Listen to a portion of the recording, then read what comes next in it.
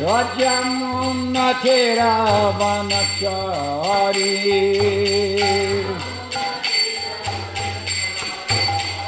Jaya Prabhupada, Jaya Prabhupada, Jaya Prabhupada, Jaya Prabhupada.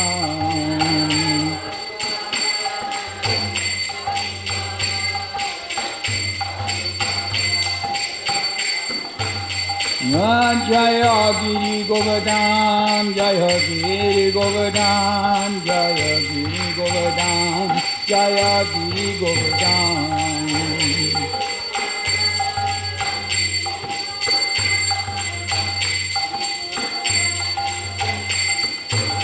Jaya Radhe Shyam, Radhe Shyam, Radhe Shyam, Jaya Radhe Shyam.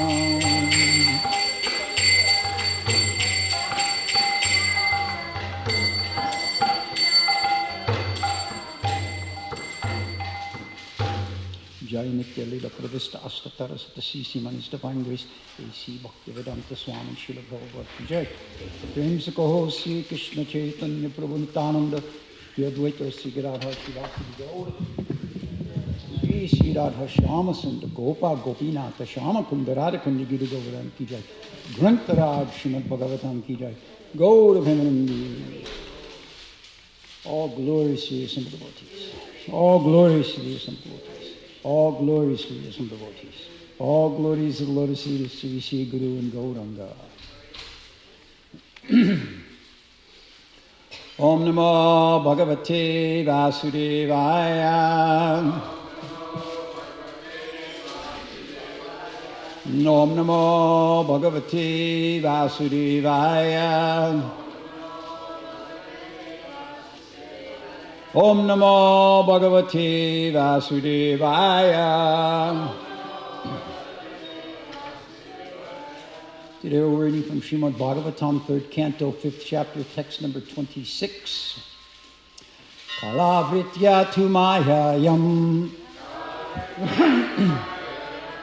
Guna mayam aroksajam Purushenatma bhutena Viryam adatta viryavam Kalavritya tu mayayam Guna mayam adoksajam Purushenatma bhutena Viryam adatta viryavam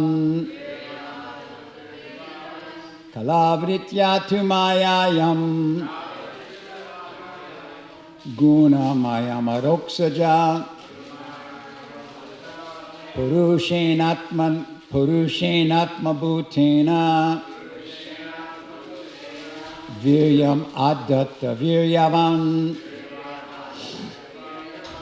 Please chant.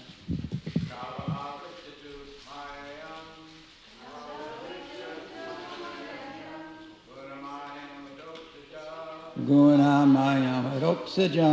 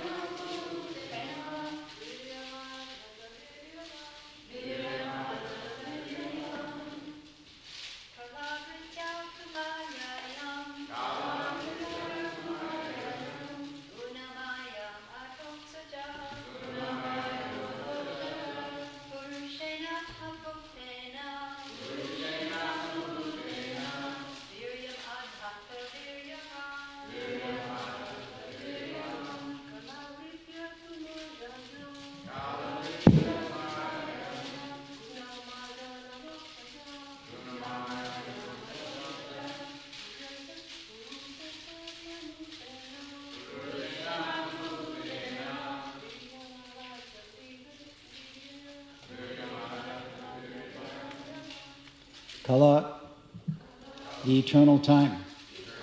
Vritya, by the influence of. Tu, but. Mayayam, in the external energy. Gunamayam, in the qualitative modes of nature. Adhoksaja, the transcendence. Purushena, by the Purusha incarnation. Atmabhutena, who is the plenary expansion of the Lord.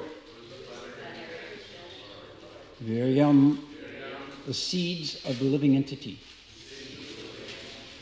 Adbhuta, impregnated. Viryavam, the supreme living being. Translation. The supreme living being, in his feature as the transcendental Purusha incarnation, who is the Lord's plenary expansion, impregnates the material nature of three modes, and thus by the influence of eternal time, the living entities appear. Purport by Srila Prabhupada. The offspring of any living being is born after the father impregnates the mother with semen, and the living entity floating in that semen of the father takes the shape of the mother's form. Similarly, mother material nature cannot produce any living entity from her material elements unless and until she is impregnated with the living entities by the Lord himself. That is the mystery of the generation of the living entities. This impregnating process is performed by the first Purusha incarnation, Karnadakshayi Vishnu. Simply by his glance over the material nature, the whole matter is accomplished. We should not, that's wonderful how Prabhupada says that. The whole matter is accomplished. It's all done, taken care of just by that. We should not understand the process of impregnation by the personality of Godhead in terms of our conception of sex. The omnipotent Lord can impregnate just by his eyes, and therefore he is called all-potent. Each and every part of his transcendental body can perform each and every function of the other parts. This is confirmed in the Brahma Samhita, 5th chapter, verse 32. Angyane yasya shakalendriya vritti manti. In the Bhagavad Gita, 14th chapter, verse 3, also, the same principle is confirmed. Mama yoni mahad brahma tasman garbhatidam yaham. When the cosmic creation is manifested, the living entities are directly supplied from the Lord. They are never products of material nature. Thus, no scientific advancement of material science can ever produce a living being. That is the whole mystery of the material creation. The living entities are foreign to matter, and thus they cannot be happy unless they are situated in the same spiritual life as the Lord. The mistaken living being, out of forgetfulness of this original condition of life, unnecessarily wastes time trying to become happy in the material world. The whole Vedic process is to remind one of this essential feature of life. The Lord offers the conditioned soul a material body for his so-called enjoyment. But if one does not come to his senses and enter into spiritual consciousness, the Lord again puts him in the unmanifested condition as it existed in the beginning of the creation.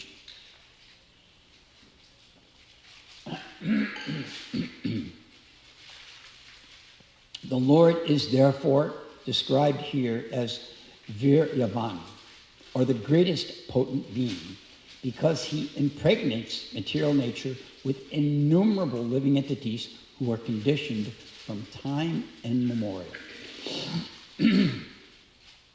Om Jnana Tamadandasya Janam Janashalakaya Chaksuhunritam Tasmai Sri Gurave Namaha Mukam Karoti Vachalam Pandum Lam Jalite Girim Yakripatamaham Bande Shri Gurum Dinitharino.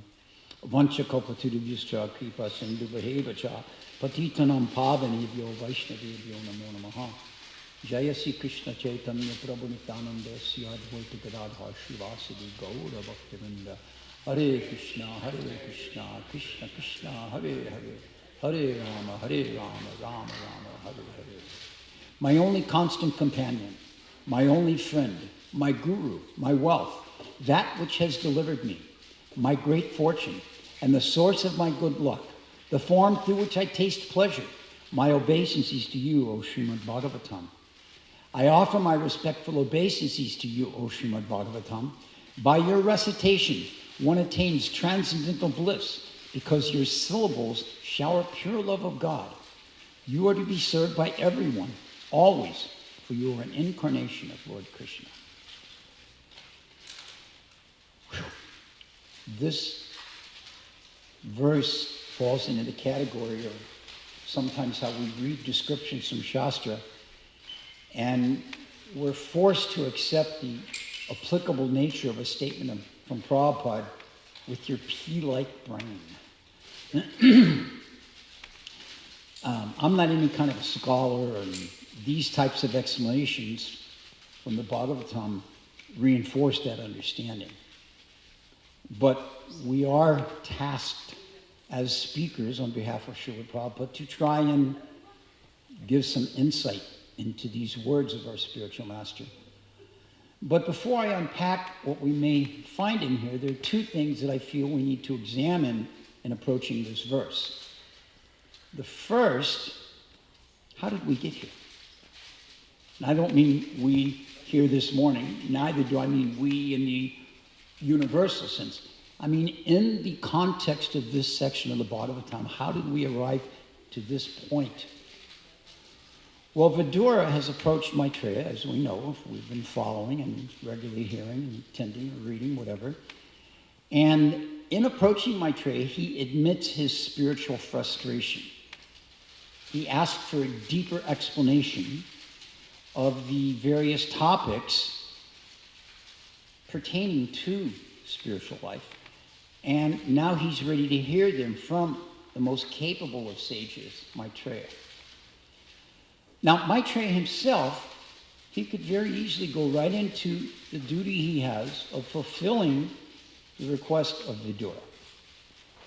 But Maitreya, he wants to establish a couple of points first. And that's what the previous verses, handful of verses to this, have done. These points have been noted in these verses in the Bhagavatam, in this particular chapter, because they're relevant to the state of mind, they're relevant to the internal thinking of Maitreya as to his own duties, his own responsibility. He notes, verse 21, he notes that he's an empowered speaker of the Lord who has been tasked with the duty to speak on the philosophy and the pastimes of the Lord. So he's not in the mood of creating anything. This was Srila Prabhupada's constant and steady statement. I'm not giving anything new. I'm simply giving what has been handed down to me.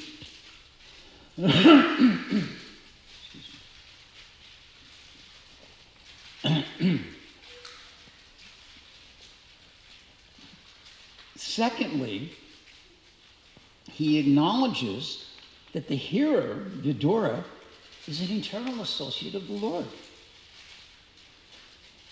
And thus, as an eternal associate of the Lord, he knows everything that Maitreya is going to say to him. This is not new information to him. Then, prior to that verse, in verses 19 and 20, he takes this understanding, this explanation, to another level, and he provides the details of Vidura's coming by noting that you're born from Vyasadeva, and you were previously Yamaraj in another life. So not only does he acknowledge his position as a servant of the Lord to speak on behalf of the Lord, not only does he acknowledge Vidura's position as an eternal associate of the Lord, but he gives the details on how he knows Vidura to be an eternal associate of the Lord. You're born from Vyasadeva, first of all, the literary incarnation of God. We all know the story, how this has taken place. We won't divert into that particular avenue here. And he acknowledges that you're Yamaraj, and he tells the story. He indicates the exchange with the great Rishi and the misunderstanding and the torture. I spoke on this some number of months ago. So in this way, he gives full understanding that I'm not just speaking to some person off the street. You know what I'm about to say. Just as many of us, having been in the Krishna consciousness movement for some number of years, 5 years, 10 years, 50 years, whatever it is, we know the philosophy. But we want to hear it again and again and again, Nityam Bhagavata Sevaya, because it helps us to remember. One of the defects of this age is that, of this material life, is that we forget so many things. That's that they say, my ability to remember mundane lyrics from songs of my youth that I haven't heard in years far surpasses my ability to understand why I walked into this room to get something. This is a very common thing we experience. Why did it come in here? Oh yeah, that song about that. We can run the whole lyrics down. So we're very forgetful of the important things. So at any rate, Maitreya is acknowledging this background there. But then, in verses 21 and 22, he points out that the Lord has left this transcendental knowledge with me. He's imparted it through the disciplic succession to me. For what purpose? So I can hold on to it? Prabhupada describes this as miserly, someone who has much wealth, whether it's financial wealth, whether it's spiritual wealth, someone who has much wealth but keeps it to themselves. This isn't the proper use of that. If one has resources, they should be shared. And by sharing those resources multiply. And then their proper use is understood. So he says that this knowledge, this transcendental knowledge has been imparted to me, and because of that, I shall describe all these events to you, one after one. So, all right, you've made this inquiry. I know this is a part of the Leela here because I know who you are, and you know all of this. I mean, you're Yamaraj. You judge all the living entities. This means you know religious principles. When the Yamadutas approached Ajamil, thank you, my brain froze. See, we forget. There's a perfect example. When the Yamadutas approached Ajamil, they were shocked that the Vishnu Dutas were there. Wait a minute, no, nobody's ever stopped us before. Who are you? So they went back to Yamaraj. What's going on? We always thought like you were it. We worked for the big guy. Yamaraj said, no, actually it's not a fact. And he explained all of the eternal philosophy. So in this way, Maitreya is setting up this stage for being able to speak on these topics that he's going to share with the day. It's not an insignificant point in this exchange of spiritual knowledge from the guru to the disciple. As I mentioned, Prabhupada said so many times, this is not something I've created. I've worked very hard sitting in Vrindavan to develop something new. If you read the writings of some so-called spiritualists, they work very hard to come up with a new teaching. That's what Prabhupada says, that the definition of a Muni is that he must come up with a new interpretation to what's already been spoken.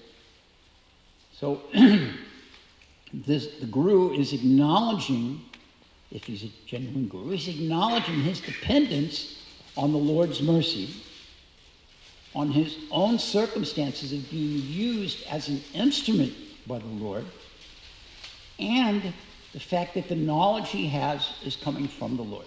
So these three qualities must be there in one who is taking the position of a guru. To acknowledge their dependence on the Lord, to acknowledge the circumstance of their being used as an instrument of the Lord, and to acknowledge the fact that what they're speaking has come from the Lord. So this takes us back to the ABCs of Bhagavad Gita. 4th chapter, Krishna speaks on this, the first 5 verses, which I'll recite here. The personality of Godhead, Lord Krishna said, I instructed this imperishable science of yoga to the sun god Vivishwan, and Vivishwan instructed it to Manu, the father of mankind, and Manu in turn instructed it unto Ishwaku. The supreme science was thus received through the chain of disciplic succession, and the saintly kings understood it in this way. But in due course of time, the succession was broken, and therefore the science as it is, appears to be lost. That very ancient science of the relationship with the Supreme is today told by me to you because you are my devotee as well as my friend and can therefore understand the transcendental mysteries of this science. This is an important aspect. Not only a devotee, but a friend. Sudridam, different types of friends. But to be a friend of the Lord means that you're open to hearing from the Lord, to what it is that his representative is going to say. Krishna continues. Now Arjuna continues here. The sun god Vivishvana is senior to you by birth. How am I to understand that in the beginning you instructed this science to him? The personality of Godhead said, many, many births both you and I have passed. I can remember all of them, but you cannot, O subduer of the enemy. So, in these basic instructions from the Bhagavad Gita, our most fundamental of literatures, Krishna is emphasizing this process that the knowledge is not something new, not something created, not something regenerated every, turn of the globe, but that it is actually information and knowledge that is coming down from the Supreme Lord throughout time immemorial. Another important quality that we see in Maitreya is that there's no arrogance or false ego. Yes, I'm the one speaking. I've got all this knowledge. I'm going to share it with you. You're such a lucky soul. Now, granted, one who is hearing from the spiritual master is indeed a most fortunate of personalities. But Maitreya does not have that mentality in his dissemination of the knowledge. Instead, he's quite humble, acknowledging his position, acknowledging Vidura's position. And because of this mentality, this humility, he's thus the competent person to explain these higher subject matters to Vidura. Because Vidura has stated that the lesser subject matters, this is back in verse 10, the lesser subject matters have not satisfied me. I was fortunate to speak on that verse. And Vidura was, look, I've heard all these different things, about the different functions of society and the video. That's all lesser subject. It didn't satisfy me. I need something more. Very akin to the conversation between Mahaprabhu and Ramananda Roy in South India. When Mahaprabhu left Puri, he was instructed by Sarvabhauma Bhattacharya, find Ramananda Roy. Ramananda Roy is a topmost devotee. Don't be confused by his external appearance. You'll benefit greatly from hearing from him. So Mahaprabhu went and he found Ramananda Roy and he spoke with him. And every time he asked, asked some question and Ramananda Roy gave an answer, that's not, but is there something more? So he wasn't taking simply the basic, he wanted to advance more. And this is a symptom of utsava, of enthusiasm in devotional life. I want to advance more. I want to learn more. I want to become more knowledgeable, more filled with love of God. Now, that concept to many of us, even after some number of decades of executing devotional service, may seem like a foreign idea. Wow, love of God. Boy, that would be nice, wouldn't it? But in reality, that is the driving force behind our inquiry, behind our listening to the Bhagavatam, behind our daily practice of our sadhana, behind our worship of the deity, behind our satsanga, behind our reading of the Shastras, so that we can advance more, so that we can become more spiritualized, become more Krishna conscious, see less, find ourselves less involved in the material aspect. So Vidura is stating this plainly, and Maitreya in a mood of humility and acknowledgement of himself being an instrument of the Lord speaks to Vidura on these subjects. And that was the first point. The second point I'd like to make before we look at this purport is I dare say that most of us come across things in Krishna consciousness in Prabhupada's writings that we had no exposure to prior to being a devotee. The use of the word or phrases plenary or plenary expansion or plenary expansion of a portion or expansion. We see these words, portion of a plenary expansion. I never heard these things before I became a devotee. I would dare say many of us, this type of use of the language, something new. These words, they take the spiritual understanding to a deeper level, one that's not vague or mystical, but clearly grounded in a genuine realization of the Lord and his many energies and potencies. It's necessary, if we're going to understand the Lord, to understand his energies, because they are part of him. They are expansion from him. You know, if you want to understand an individual, you can associate and become familiar with the family members and hear about them and see how his presence is appreciated or understood. So this is what's going on with the use of these words. It's giving us an opportunity. Now, it's interesting, the word plenary has an interesting meaning behind it. And once we understand that, it's easy to see how it connects to the Lord himself. So in the Oxford Dictionary, we find that the word is explained as something that is absolute and unqualified against others. Something that is unlimited and unrestricted. So these words give an indication of where this is going. And when used in a collective, you know, it means that the Latin, if we look at it, it describes something that's fully constituted as a part of a greater whole, of a larger group, for instance.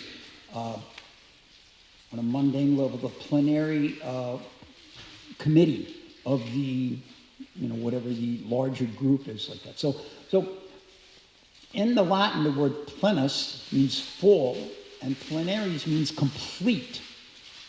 So this gives us an idea of why this word is used, and carefully picked out by Srila Prabhupada. Those of you may be familiar with the fact that when Srila Prabhupada traveled, he carried two particular books, many different books, but two particular books with him. One was the Sanskrit English dictionary, and one was the commentary on the Bhagavad by the Acharyas. And in the wee hours of the morning, or the late hours of the night, depending on what your angle of vision is, Srila Prabhupada would pore over these and understand exactly what words to pull and present and how to, you know, very, very detailed. Now, complete and full, unlimited, unrestricted. Now, the opposite of that, of course, is someone that's incomplete, someone that's restricted in their activities. That, of course, describes all of us very, very nicely. We're completely restricted in everything. We can't do anything beyond what this body will allow. Now, some people's body are going to allow certain things, more so than others. Each of us are individual, but we have our restrictions. So this little background on this word allows us to understand how it's the perfect word to describe the Lord and his expansions. That they're complete, that they're full, that they're unrestricted, that they're absolute. Prabhupada goes into full explanations of these repeatedly throughout his purports. You can go into Vanipedia and see where Prabhupada speaks quite at length on these. And you know, we see that there are persons in this world that may think of themselves in returns to this, in regards to this type of unrestricted completeness, But in reality, we see quite the opposite. No one in this world, no one impacted by the three modes of material nature, no one that takes their birth in this material environment is plenary portions of the Lord, is unrestricted, complete. So now, looking at the purport, right off the bat, Prabhupada makes a very significant point, that we should not mistake this process of impregnation with regular sex activity that goes on in this world. He makes a comparison between the process of impregnation of the Lord and his energies as being similar to what we see in this world. He makes that very clear, but not to be mistaken as being driven by the same forces or to be to function in the same way. Now, he does note that the living entity through the Father's Son takes the shape of the mother's form. When I read this in the report, I thought this is a very significant statement. We don't see that a human being gives birth to a dog. We don't see that a dog gives birth to a human being. Regardless of what the National Enquirer will tell us to sell their paper rag at the checkout stands, woman gives birth to monkey man. Dog child born from, we've seen these ridiculous headlines. So that's not the way it works. Prabhupada establishes that here, that the form that's the seed that's impregnated into the mother takes the form of the mother. And this is confirmed in other places, such as in the Bible, Genesis, first chapter, verse 27, that we're created in the image of God. So this is a significant point as well. Even in other scriptures, it's noted that that process of impregnation brings about a living entity in the form of the womb in which that living entity is growing. The process of impregnation of the material nature by the Supreme Purusha brings about a living entity who has the same aspects as that material nature. That means the same types of restrictions, and it means the same types of influence from the three modes of material nature. This is why we say that, in this material world, we're always under the modes of material nature. They are that famous cover to BTG, I think it's also in the Bhagavatam, of the three modes of the strings, and the living entity is the puppet. We like to watch marionettes, they're all controlled by the strings, and the puppeteer makes them move in whatever way they do. So these three modes of material nature, they make us move in whatever way we move. And once we become free from those modes of material nature, then we can get a taste of unrestricted life. But in the meantime, what's that from the Bhagavad Gita? Struggling with the six senses, which include the mind. When I was a brahmachari, I had one godbrother, out of respect for him and the fact that he's departed from this world. He had a face that you could look at him and know immediately what was going on. Prabhu, you doing all right today? Oh, it's that old rascal mind. That was his go-to phrase. It's that old rascal mind. Okay, it's the old rascal mind, but are we taking shelter and embracing it, or are we rejecting it? Struggling with the six senses, which include the mind. Oh, I want to eat something. Okay, the tongue's busy. Oh, I'd like to look at that. Oh, the eyes are busy. Oh, did you hear that song? Oh, the ears are busy. On and on and on like that. And then we're going to add to that the mind. Prabhupada explains different living entities have different senses that impel them. The fish is attracted by the taste. There's plenty of food in the ocean, but it sees this dangly little thing that it doesn't recognize swimming in the water, and it grabs it, a hook goes in the mouth and is captured. The deer hears the sound of the flute, stops the hunter plays this music and he stops to listen. The hunter, careful aim, because deers are very fast, you know. Not so fast that they don't get hit by many cars here, but they're very fast. So by the sound of that, here, oh, you know, so all of these different living entities. Prabhupada goes through the entire set of senses and lists each and every one of them. They're all trapped by one particular sense. And then there's the mind. And he mentions we in the human form have all of these senses active and, you know, searching. And then there's the mind. So when we realize, oh, it's that old rascal mind, are we rejecting the mind? Are we embracing what it's bringing forth to us? This is the thinking that will allow us to free ourselves from this same aspect as the material nature we're born into. Rejecting that process. Now, the material nature is described as pradhana. It's made up of the 24 elements. It's very elaborately described in the 3rd canto, chapter 26. Great detail. Prabhupada goes over all of this. And here, Prabhupada refers to this as the mystery of generation. Not the mystery of generations, like, you know, family-wise, but the process of generating. The mystery of the process of generation is this understanding of how the living entity is impregnated into this pradhana. So if this subject matter is of interest, 26th chapter of this canto we're in, is a great resource for looking at this. Now, as I mentioned, Prabhupada points out that this whole process should not be confused with the sex life that we see in this world that produces children.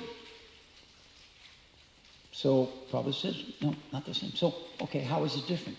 If someone says to you, no, it's not like that, okay, well then how is it? Sometimes people come into me at work, of course by now everybody knows I work in the plumbing department, including half the contractors.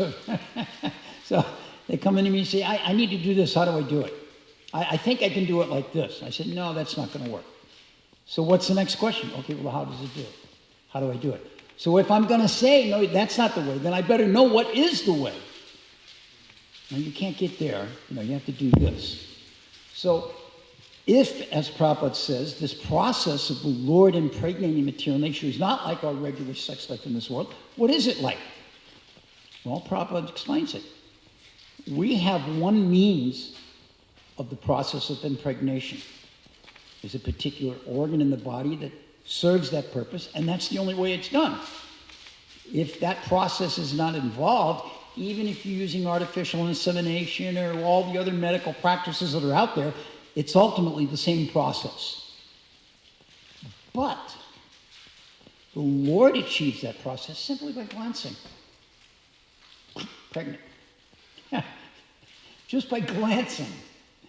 So, of course, this is detailed as Prabhupada quotes here in the 5th chapter, 32nd verse of the Brahma Samhita.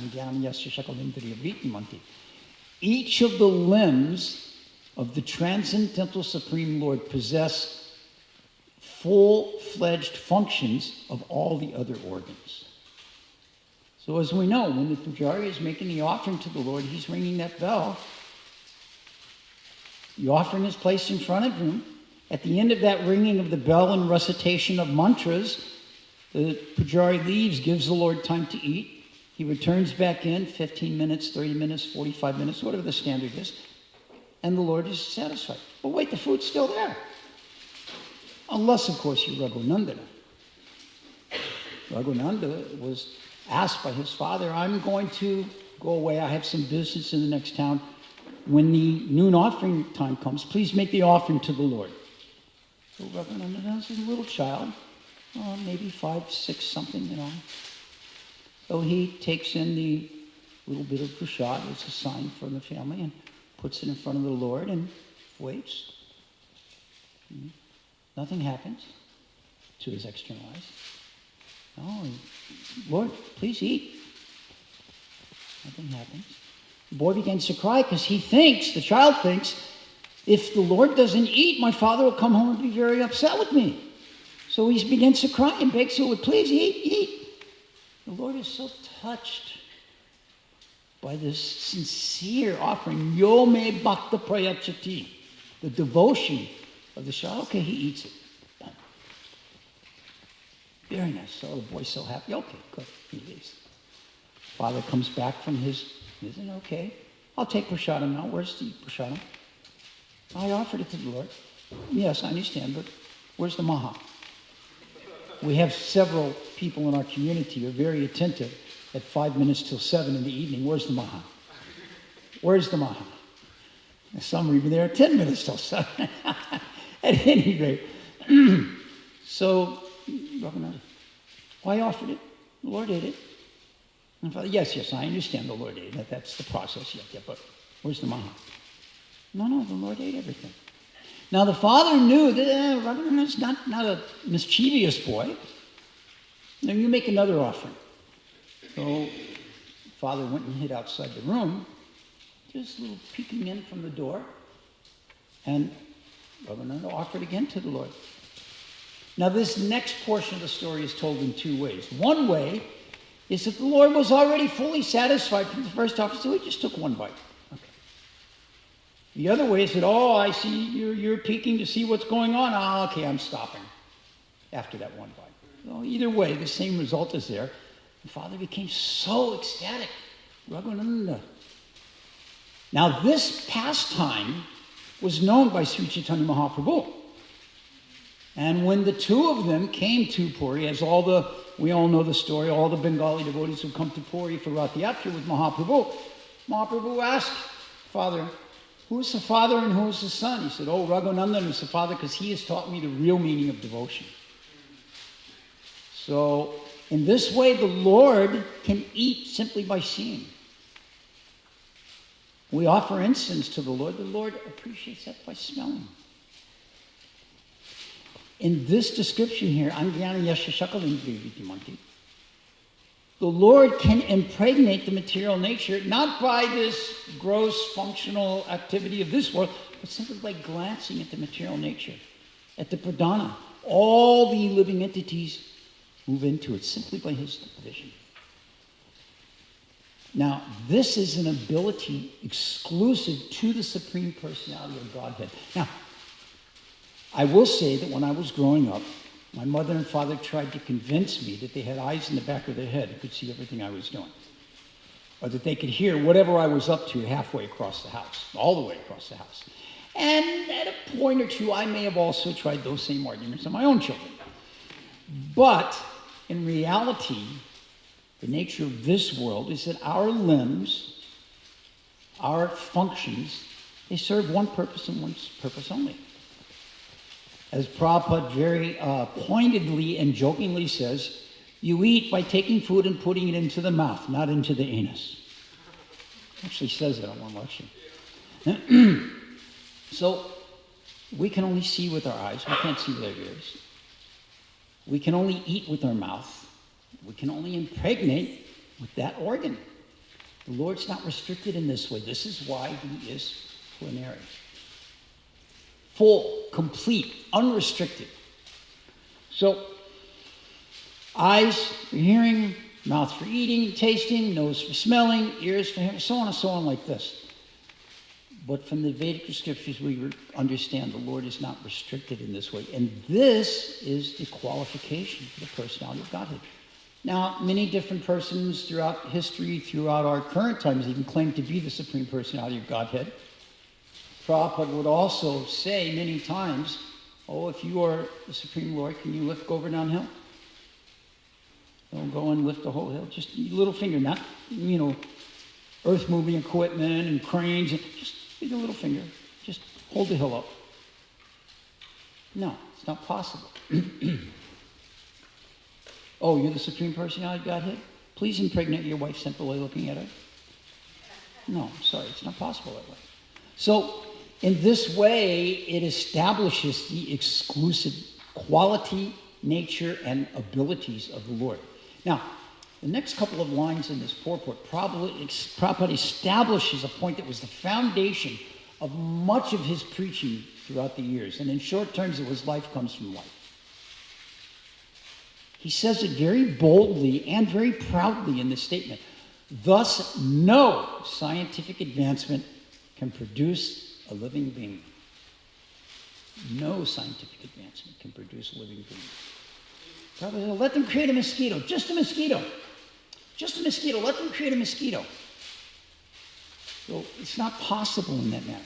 Now next, Prabhupada brings to light 3 additional points that he rallied on in his preaching. We're foreign to this matter. We cannot be happy here, and it's a waste of time to try and do so.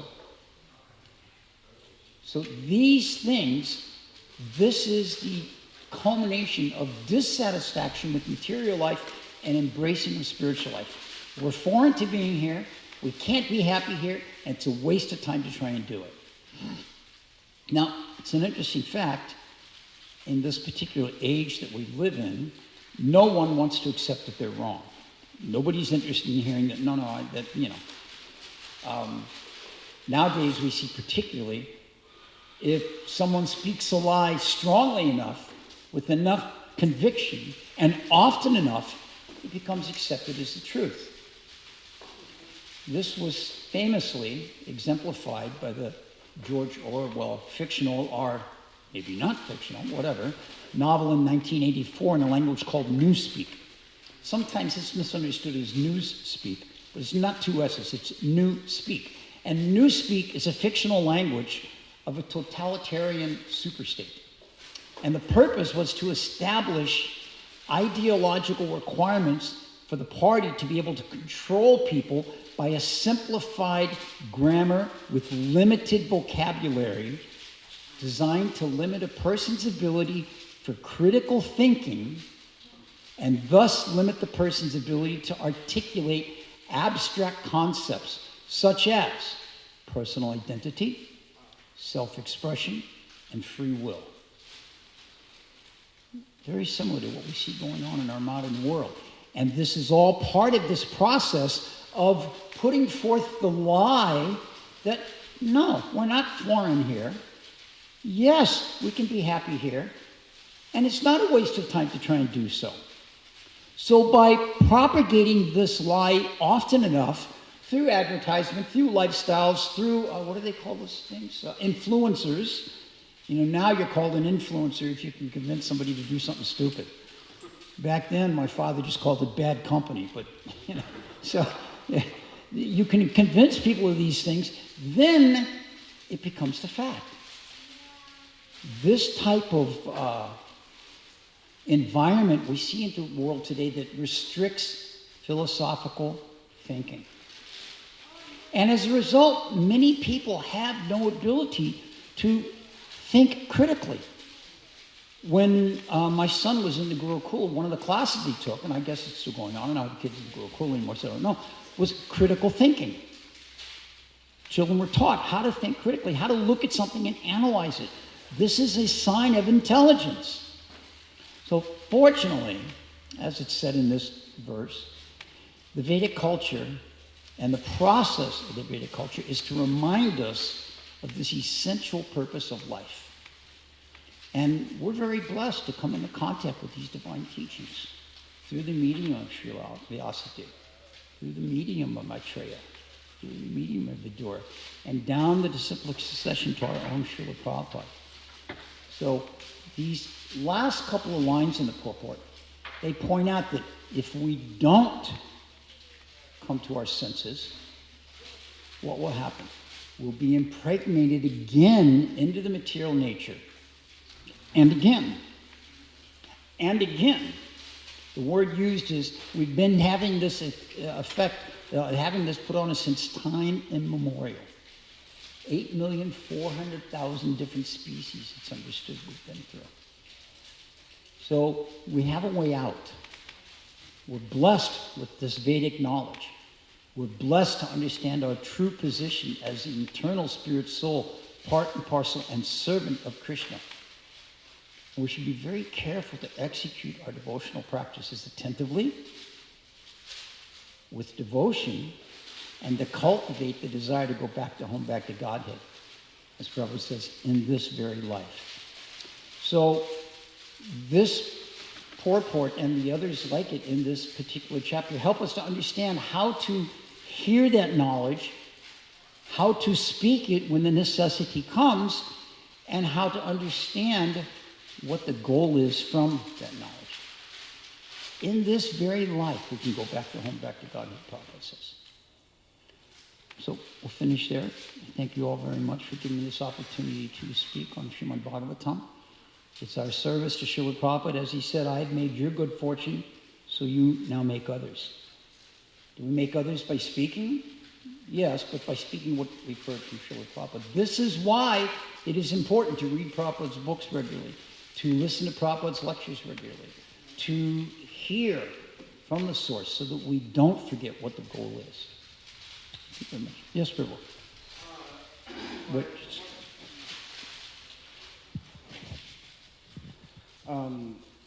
Yeah, thank you for giving such a wonderful class. And I was thinking to something that I think is Albert Einstein says, if you can't explain something to a 5-year-old and have them understand it, then you don't know it. But he says something like that. And so I was having an appreciation for your class, and especially whenever you're speaking to the children. When we're here on Wednesdays, I know my son comes home beta and is like, oh, Caturatma Prabhu, hit class, you know. But it makes me think of how, like you were saying earlier, how necessary it is for us to have humility. And a lot of times as parents or as adults, the curiosity of children, it can be maybe overwhelming, or they ask us questions that we don't know how, we don't want to take the time to sit and think about how to convey it to them in a way they understand. But if we do that, I know with my own son, like when he asks questions about Krishna consciousness, I try to see it as an opportunity to like explain it in a way that makes sense to him. Because if it doesn't make sense to an 8-year-old kid, they're going to keep asking questions. No, that doesn't make sense. That doesn't make sense. So, 5-year-old also. Huh? 5-year-old also. Yeah, 5-year-olds too. Yeah, especially. So,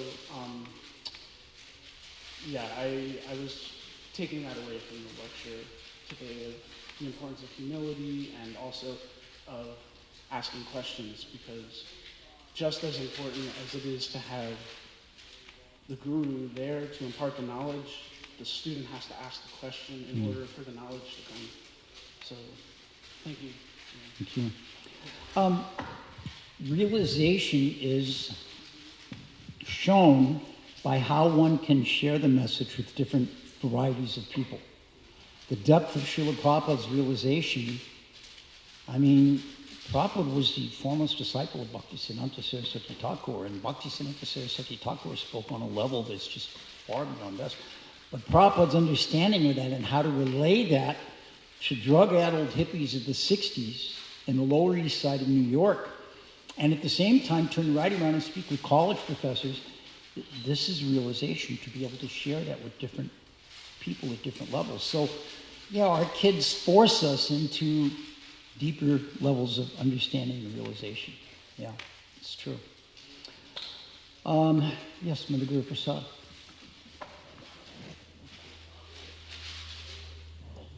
Thank you, Prabhu. I just loved your classes, your deliverance and everything. Prabhu, the gurus, like Maitreya was able to see who Vidura is. The gurus are always able to see who the disciple or where they're coming from, like that? I don't know what gurus can and can't see. I'm not one, so I can't speak to that point. Because sometimes Prabhupada gives specific instruction. I mean, there were times that Prabhupada, for instance, there's couples, a couple particularly comes to mind in this community, that when Prabhupada met them as a couple, he told them, you've been together for 7 births, for 7 lifetimes. So, you know, there are situations like that where the guru can certainly look at an individual and know these things. That's the meaning of Trikaladya. Not that they can tell the future, oh, you're going to come in money, you're going to be in a car accident. No, but understand these. So, yes, that's certainly true. Who can and who can't and how, I don't have any clue on that subject matter. Way out of my pay scale, as they say. Sorry. All right, we're going to finish there. I've got some commitments, so Thank you very much. All glories to Srimad Bhagavatam, all glories to Srila Prabhupada, all glories to the Vaishnavas.